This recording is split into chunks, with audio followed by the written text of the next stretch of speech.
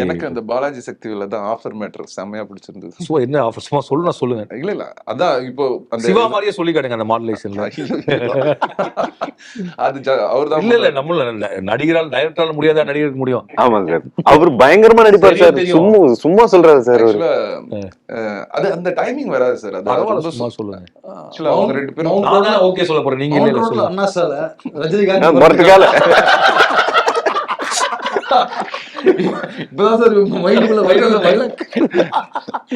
இது இவர் சொல்லுவாரு, இது எவ்வளோடா அப்படிம்பாரு. ஆஃபர்ல வாங்கினது அப்படி உடனே திரும்ப எவ்வளவுன்னு சொல்லுவார்ல. எவ்வளவு?